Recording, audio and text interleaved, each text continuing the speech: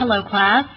Well, I've had to switch gears and go back to my old technology, which apparently is what I need to be doing, because working the awesome video room at the library is just not really working right now, and I have been over there very frustrated, and I'm just not doing it anymore. So I'm going to do this for a while until they assure me that that one is up and user-friendly again.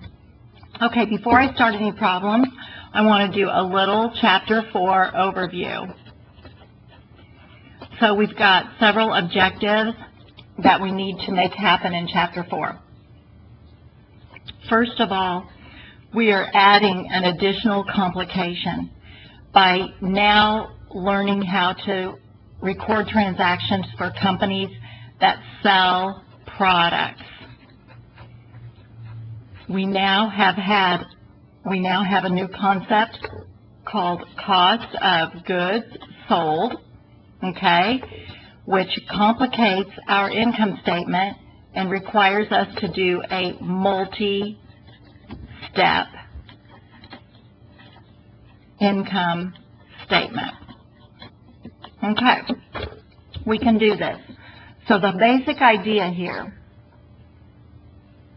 is that goods come into our company and they go out of our company. So let's think about what the flow of goods should be.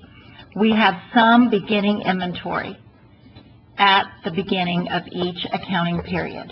Okay, so we'll just say it's $5,000. We purchase stuff throughout the whole period. Okay, so we have purchases. And purchases are complicated because sometimes we return things and sometimes we take a discount when we pay for things. But net purchases is just whatever, some number. That gets us to the total amount of stuff that we would have been able to sell during this period. So that would be goods available for sale. Okay? Then we sell things, and that is the exact cost of the things that we purchased to resell. Cost of goods sold, which we fondly call COGS. Okay, so cost of goods sold is $20,000. Then we have an ending inventory of $10,000. So that's how the goods really flow in and out. Okay? Now, a lot of times we're trying to solve for cost of goods sold. So we really take this goods available number and we subtract ending inventory, because perhaps we're a small business and we just went and counted our inventory.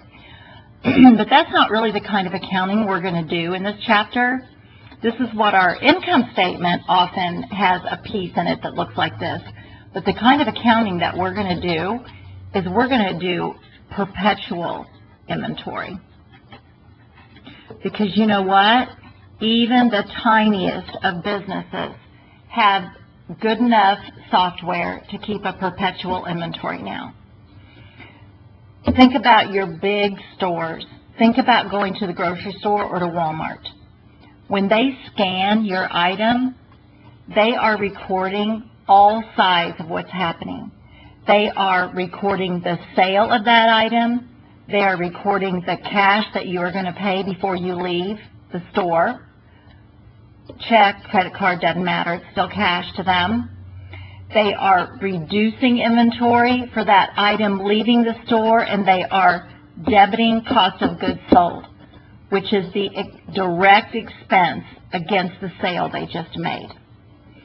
So everybody's doing perpetual inventory. And even if you were a little tiny store, you could type numbers into your QuickBooks, or you could have a scanner on your cash register, or your cash, you could type numbers into your cash register, and your cash register could be synced with your QuickBooks. It's very, very easy to keep a perpetual inventory now.